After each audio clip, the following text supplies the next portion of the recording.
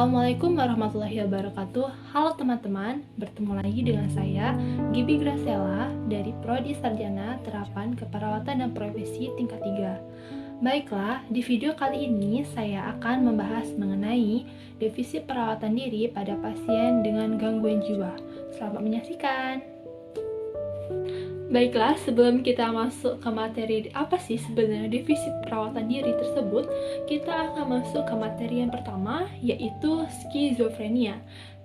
Skizofrenia ini merupakan sekelompok reaksi psikotik yang mempengaruhi berbagai area fungsi individu, termasuk cara berpikir, berkomunikasi, menerima, menginterpretasikan realitas, merasakan, dan menunjukkan emosi yang ditandai dengan pikiran yang kacau, waham, halusinasi, dan perilaku aneh.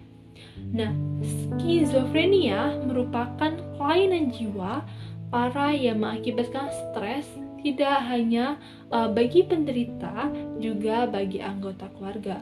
Nah, pada gangguan psikotik ini dan skizofrenia ini ditemukan berbagai gejala yang berat, yaitu yang pertama ada ketidakmampuan pasien untuk merawat dirinya sendiri. Yang kedua yaitu ada gangguan hubungan sosial. Yang ketiga ada halusinasi. Yang keempat ada gangguan perilaku. Yang kelima ada inkoherensi, dan yang keenam ada penelantaran diri.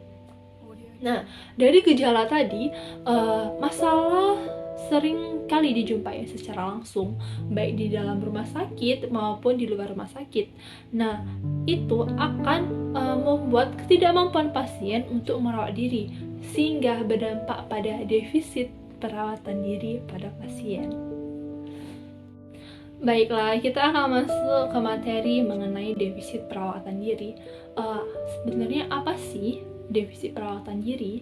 Nah, menurut OREM, defisit perawatan diri ini merupakan ketidakmampuan seseorang untuk melakukan perawatan diri secara adekuat, sehingga dibutuhkan beberapa sistem yang dapat membantu klien untuk memenuhi kebutuhannya.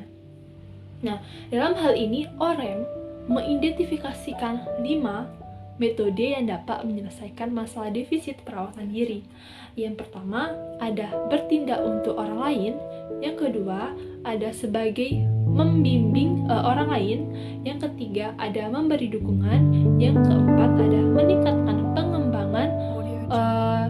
pengembangan lingkungan. Yang kelima ada mengajarkan pada orang lain. Baiklah, yang selanjutnya ada etiologi atau penyebab. Nah, ada 2 etiologi atau penyebab terjadinya defisit perawatan diri. Yang pertama ada faktor predisposisi, dan yang kedua ada faktor presipitasi.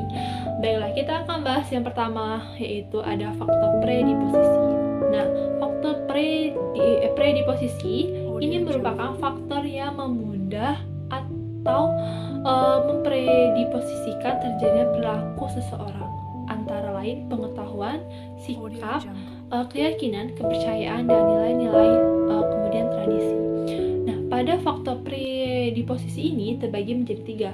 Yang pertama ada biologis. Nah, di mana defisit perawatan diri disebabkan oleh adanya penyakit fisik, mental yang disebabkan klien tidak mampu melakukan perawatan diri, dan dikarenakan adanya faktor herediter di mana terdapat anggota keluarga yang mengalami gangguan jiwa. Nah, yang kedua yaitu ada psikologis. Nah, adanya faktor pengembangan yang memegang peranan yang tidak kalah penting. Hal ini dikarenakan keluarga terlalu melindungi atau terlalu memanjakan pasien tersebut, sehingga perkembangan inisiatif menjadi terganggu. Nah, yang ketiga ada faktor sosial. Nah, pada sosial, kurangnya dukungan sosial dan situasi lingkungan yang mengakibatkan menurun kemampuan dalam merawat diri. Nah, yang kedua tadi ada faktor presipitasi. Nah, pada faktor presipitasi yang menyebabkan defisit perawatan diri yaitu menurun motivasi, kerusakan, kognitif atau depresi, kecemasan, lelah, lemah, yang menyebabkan individu kurang mampu melakukan perawatan diri.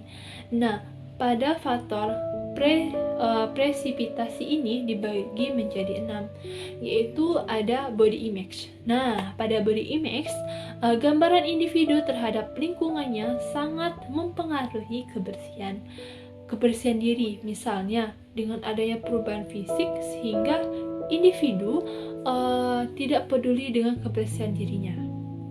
Nah, yang kedua ada praktek sosial. Nah, pada anak-anak yang terlalu dimanjakan dalam kebersihan diri, maka kemungkinan akan terjadinya perubahan pola personal hygiene. Nah, yang ketiga yaitu ada status sosial ekonomi. Personal hygiene memerlukan alat dan bahan seperti sabun, pasta gigi, sikat gigi, sampo, alat mandi, semua yang memerlukan uang untuk menyediakannya. Kemudian ada yang keempat yaitu pengetahuan. Pengetahuan mengenai personal hygiene sangatlah penting karena pengetahuan yang baik dapat meningkatkan kesehatan. Misal, pada pasien penderita DM, ia harus menjaga kebersihan kakinya. Yang kelima ada budaya. Di sebagian masyarakat, jika individu sakit, tentu tidak boleh dimandikan. Yang keenam ada kebiasaan seseorang. Adanya kebiasaan orang yang menggunakan produk tertentu dalam merawat diri, seperti penggunaan sabun, sampo, dan alat mandi lainnya. Baiklah, selanjutnya ada dampak yang sering timbul pada masalah personal hygiene. Ada dua dampak, yaitu ada dampak fisik dan dampak psikososial. Nah, pada dampak fisik, banyak gangguan kesehatan yang diderita seseorang karena tidak terpeliharanya kesehatan perorangan dengan baik. Gangguan fisik yang sering terjadi adalah gangguan integritas kulit, gangguan membran mukosa mulut, infeksi pada mata, telinga, dan gangguan fisik yang kaku. Nah, yang kedua ada dampak psikososial. Masalah sosial yang berhubungan dengan personal hygiene adalah gangguan kebutuhan rasa nyaman, kebutuhan dicintai, mencintai, kebutuhan harga diri, dan gangguan interaksi sosial. Baiklah teman-teman, itu tadi materi mengenai defisit perawatan diri pada pasien dengan gangguan jiwa yang dapat saya berikan kepada teman-teman. Semoga bisa bermanfaat. Jika ada salah kata, saya mohon maaf. Saya akhiri. Wassalamualaikum warahmatullahi wabarakatuh.